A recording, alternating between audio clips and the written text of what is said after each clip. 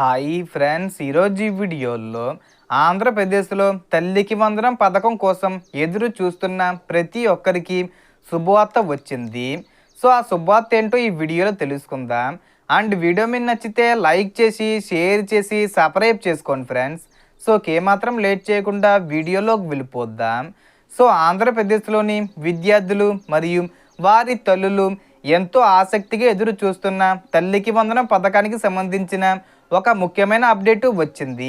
అందుబాటులో ఉన్న సమాచారం ప్రకారం ఈ పథకం నిధుల విడుదలపై ప్రభుత్వం కీలక నిర్ణయం తీసుకున్నట్లు తెలుస్తుంది.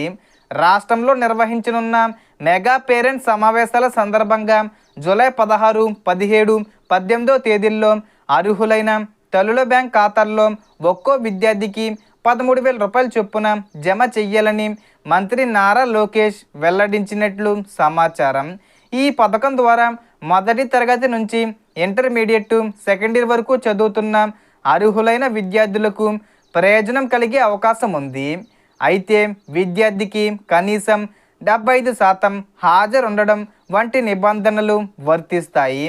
అలాగే డబ్బులు బ్యాంక్ ఖాతాల్లో జమ కావాలంటే తల్లి బ్యాంక్ ఖాతాలో ఈకేవీసీ పూర్తే ఉండాలి, ఎన్పిసి మ్యాపింగు యాక్టివ్గా ఉండాలి, ఆధార్ సీడింగు పూర్తే ఉండాలి. ఇవి సరిగ్గా లేకపోతే నిధుల జమలో ఇబ్బందులు రావచ్చు.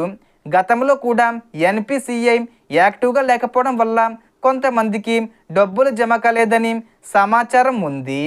అదేవిధంగా ప్రభుత్వ నిబంధనల ప్రకారం 4 చక్రాల వాహనం కలిగి ఉండడం లేదా పట్టణ ప్రాంతాల్లో నిర్ణయించిన పరిమితికి మించి స్థలం కలిగి ఉండడం వంటి అంశాలు అర్హతపై ప్రభావం చూపే అవకాశం ఉంది. కాబట్టి మీ అర్హతను ఒకసారి తప్పకుండా పరిశీలించండి. సో మొత్తం ఇన్ఫర్మేషన్ ఇది ఫ్రెండ్స్. మీకు ఈ వీడియో నచ్చితే లైక్ చేయండి, షేర్ చేయండి అండ్ సబ్స్క్రైబ్ చేసుకోండి. Thanks for watching.